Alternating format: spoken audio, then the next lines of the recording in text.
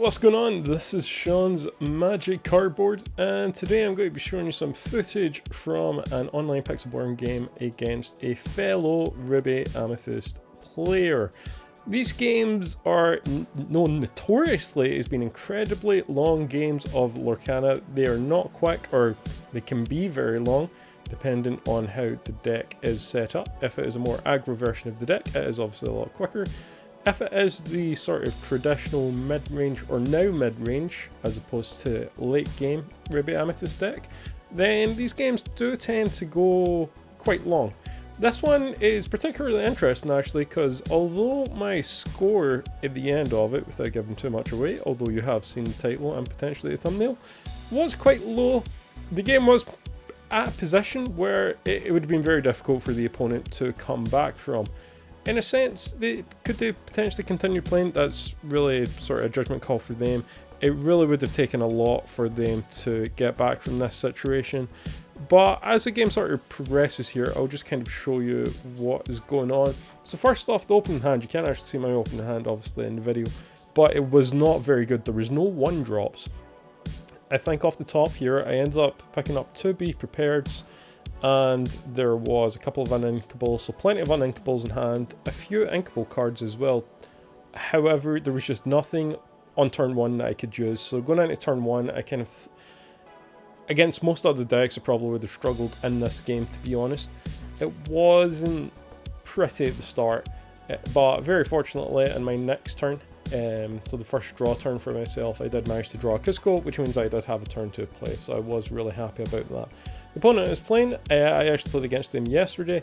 They were playing a red-blue deck yesterday, and then today Ruby Amethyst, which was great. I think that's one of the really cool features about Pixelborn, is the ability to play with people from all over the world. My friend here was from Belgium, I believe, or something like that. Starting off by inking a castle. So yeah, just the amount of games I've played over the past few days with people from Germany, USA, America. I'm based in Glasgow, Scotland, so just being able to play with people from all over the world has been pretty cool with this software. The opponent was playing a very different sort of version of Ruby Amethyst from what I usually play, as we'll see in a second. So there we go. First of all, we've got an item card. I'm just messing around with some cameras here, having a look at the settings, getting my bearings right, but decided to stick with the traditional format. And yeah, so I think this is a Ruby Chromicon item card. The items I try to stay away from, to be completely honest. I don't mind them, I have nothing against them. I just quite like the sort of fresh, no items, you don't have to worry about removal aspect of the Ruby Amethyst up until now. So this is the turn to a Cusco that I did manage to get down, thankfully, so there's something on the board. We are not completely left hanging, and from this point I think what I really focus on is the draw function. Magic Carpet is another card the opponent has. They play one here, which I don't use in my deck. I'm ready up for turn, I'll draw, pick up my hand, and at this point, I'm kind of looking towards, my big strategy here was just draw as much as possible, particularly for a number of reasons. First of all, my hand wasn't very good, but secondary, or my hand had a lot of uninkables. It would have been a very good late game hand, not so much at the start. So I do quest with Cusco, not so fast if he's taken out, because obviously that draws us a card, so one lower, one card, it served its purpose. We get a cease on the board, which takes advantage, gets +1 attack for every card in the opponent's hand. So around about now, I think it was sitting about 4, maybe 5. Opponent inks a castle, and that's obviously something that you like to see as a Ruby Amethyst player. The castles are incredibly valuable, and particularly in these games they can come into effect quite a bit. So to see an opponent ink a castle really helps us. They bounce the carpet and then send Madam Mim into Cusco. We're quite happy with that. We get our card, also 1 damage on Mim, which means something with 2 strength is now capable of taking it out. So the turn 4 play, at this point I believe I have at least 1 rabbit in hand. My play here I think is going to be a rabbit, potentially trading Sisu into Mim. And just trying to create... Actually, wait, no, it's not. I think it's a castle. I think I'd go with the castle later, actually. It'd be so much easier to tell you what I was thinking if I could see my hand. Obviously, we can't. But we do trade Sisu with the Mim, which means I'm going to ink the Chernobog, use the 4 to get the castle down. And castle on 4 normally isn't a great turn for Ruby Amethyst players, unless there's like a reason for it. In this particular instance, was it's a clear field. The opponent has 3 ink going into turn, going up to 4 ink on turn, so it's not turn 5. They can't just strike out a Maui and use one of their items to get rid of the castle straight away. Castle's going to stay regardless for at least 1 turn, which we'll get is our 2 lore, which otherwise we would have also got by questing with Sisu for 2. So you can also probably argue would it have been better just to leave the castle and Sisu both on the board and then allow the opponent to choose who to target. But I just kind of went with taking out the fox and then getting the castle up. So another item goes down and out comes Chernobog's followers for the opponent. No damage on the castle, which is good for us. We got up to 3, which is actually 1 away from the score I had when this game ended. There was quite a while where I wasn't actually questing, I was really just drawing, kind of taking care of the board more than anything else. The rabbit comes out and this is where things started to go quite well for me. I was fully expecting this rabbit to be taken out. Again, you're kind of asking the question of the opponent of, did they want to get rid of the rabbit, did they want to get rid of the castle? So they have to choose one or the other. And in this instance, I think the opponent's just got to draw with Chernobog. Yes, they are. So that goes to their discard. They will draw 1 card. And really, what they're probably looking for here is to ink something, get Maui out, and then swing Maui into the castle.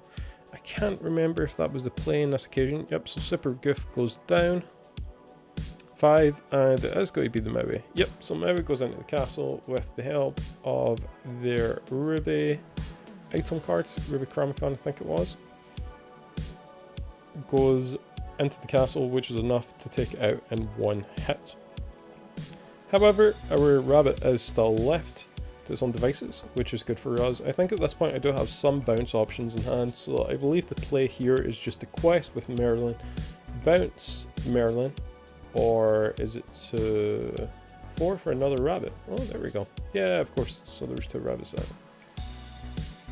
So you don't quest with the second rabbit. That would have been an easier target for me to take out. In hand, I remember having a crab at this point actually, so my sort of thought process was, if I could crab onto ink the Barrel up to 5, if I could get the crab onto a Merlin rabbit, that would be enough to take out the Maui. As opposed to just questing with Merlin. Maui takes it out and that's only 2 damage to Maui. So at this point, we're sitting okay. It's not out with the realms of possibility that one of these rabbits gets taken out by some sort of removal option, whether it be Lady Tremaine or Madame Medusa. That did not actually happen. Asisa comes down to the board and our 2 rabbits are still here, which I was pleasantly surprised with. To be honest, I thought at least one of them would have been toast by now. And yeah, it just kind of opens up the possibility of a little bounce option here. So on hand, I did have a B prepared. I was up to 6 ink without inking for the turn, which would have allowed me to use B prepared. In all seriousness, I think that would have benefited the opponent more than it would have benefited me. I think at this point they had about 2 cards in hand, I think that is. So they're running low on cards here.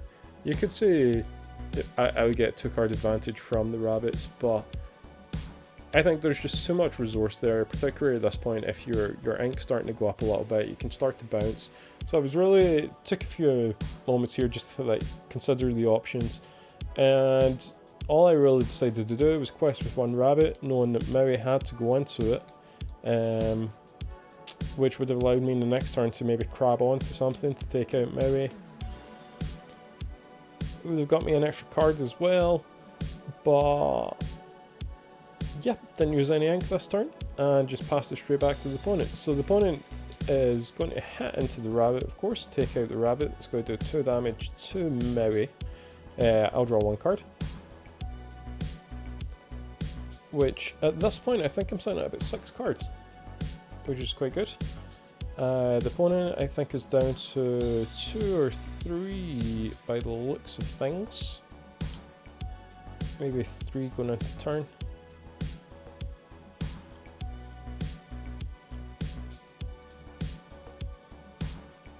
Use the Mim Fox to bounce back Maui to their hand, which is always a good one to have in your hand, Maui, so that if another location does come down, particularly with those items, it'd be more than capable. I revealed a friend's another side from my hand, which was very good. At this point I was considering keeping it, and I was like, you know what, I think I'm just going to sing with Merlin Rabbit, draw some cards. That will allow me to draw 2 cards from bouncing, 2 cards from singing with Merlin Rabbit, and I believe I got a snake at this point, which was great. So the plan here was to use 2 for the snake, get the rabbit back to hand, play 4 again, and another rabbit, which in turn would have meant that I drew 2 from Friends on the Other Side, 2 from the rabbit going in and out of play, so a total of 4 cards. And then if I play the rabbit again, I can play the rabbit again. I'm drawing another card, so that's 5 cards with 1 more guaranteed whenever the rabbit leaves play. So lots of draw here, and this is kind of the part that really started working out quite well for me. I was holding on to a brawl, but there wasn't really many low cost items, low cost characters that I felt they need to protect against. Oh, okay, so the broom comes down, even better, fantastic. So the broom comes down, the rabbit comes down for a card draw off the rabbit, banish the broom for another card draw off the broom, 1 more for the rabbit whenever hit leaves play.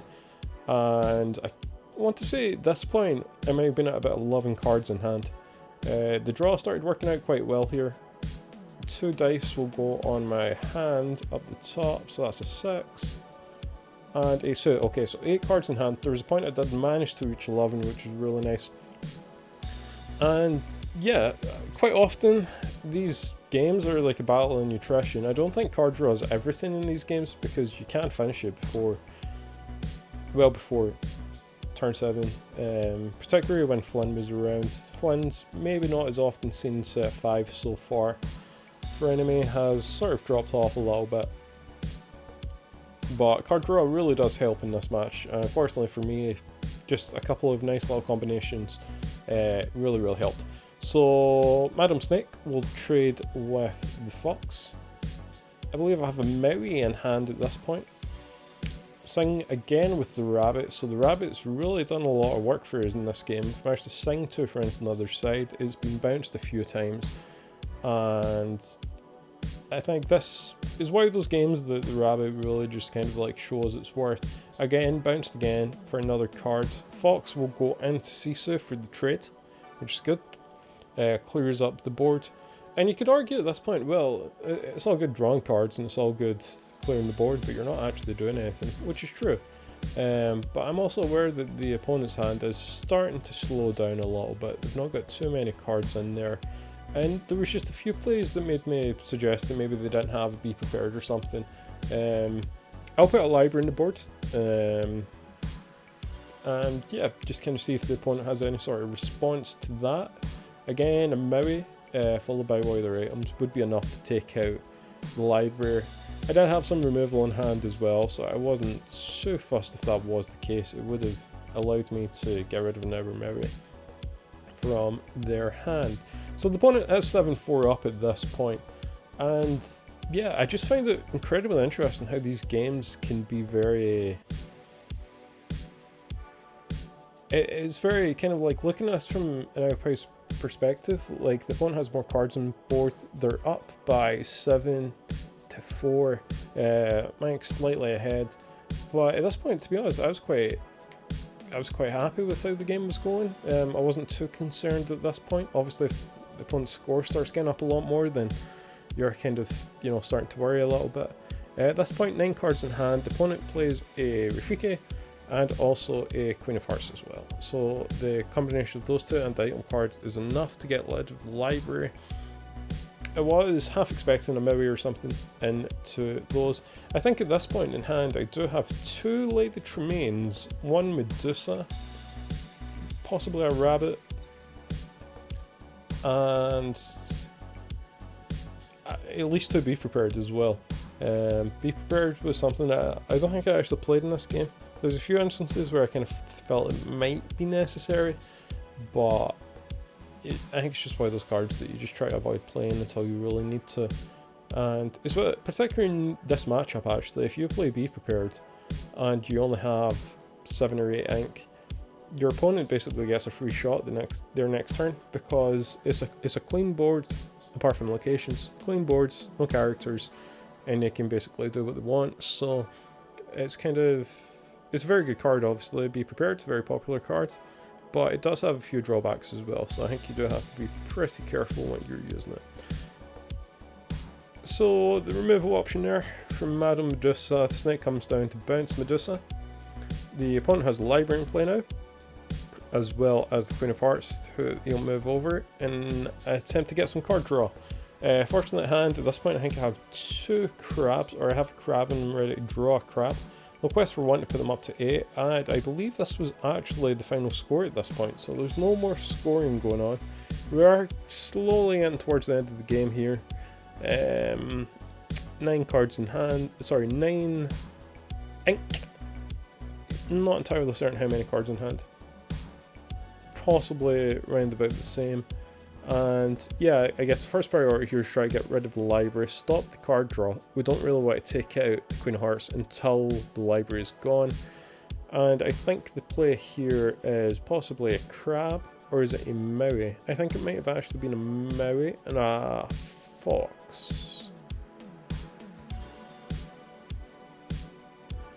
It's one of those situations where sometimes it's good to kind of go over all the available options, and sometimes the option that's the best option might not be the most obvious one.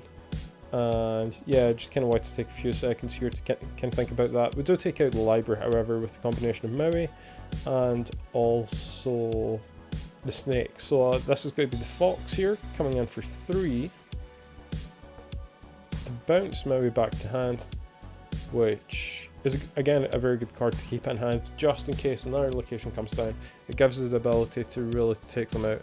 I tried to attack with the snake here, which is incorrect. The opponent does point it out to me, which I do appreciate. They were totally okay with it. It was actually the fox that I was attempting to attack with, because it has rush and was just played this turn. So at this point, 2 characters down, lots of cards in hand, and the opponent draws for turn. I think we'll maybe get 1 or 2 more turns here before the match is over. Not long to go in this one. Yep, so Maui comes down to the board, and we'll take out the fox, which will put 4 back on to Maui. Opponent has 2 cards in hand, and they'll play a magic carpet. So I think the play in this one was either snake into Maui and a Tremaine comes down. Yep. So snake into Maui. 3, 6. Comes down for a Tremaine. Medusa. Hey, there we go, 1 Medusa. And that's where I pass back. 3 ink left that turn, didn't play any more characters. Opponent has 2, ink Cusco first of all, so we've got 4 left. Opponent has 2, maybe 3 cards in hand. We're currently at 7 cards in hand. So card advantage is there. Another Maui comes down and passed over, so this is where the Tremaine is played. I did have 2 Tremaines in hand, which I really do like having 2 Tremaines for the shift function. You can play a Tremaine for 6, play another one for 4 on top of it, and if you have the snake you can actually bounce them back. So for the price of 2 Tremaines you can play 2 Tremaines and get them back to hand if you have both Tremaines and a snake in hand. Pretty cool combination, doesn't always come off, but when it does it always feels good. I think at this point this is where the opponent draws, has a look at their hand, and game is pretty much called here. Yeah, so I think game's called at this point. Opponent concedes, which is understandable. I think it was a very difficult situation. The nature of these games is they are pretty slow. The opponent was at 6, I think I was up at 11, which kind of did allow me to play a couple more removal cards in the same turn, which was nice. And yeah, I hadn't really seen any goats so far. The deck is pretty thin, to be fair. This was a good 10, 15, maybe 20 minute game. And yeah, an 8-5 score. I think this is just the nature of the sort of mirror match, to be honest with you. It can be very, very slow, and it's just sort of the nature of the game. Thank you very much for watching. Hope you've enjoyed this video. Hopefully I have more matches coming up soon. If you've enjoyed this video, please let me know in the comments, and be sure to subscribe. See you in the next one.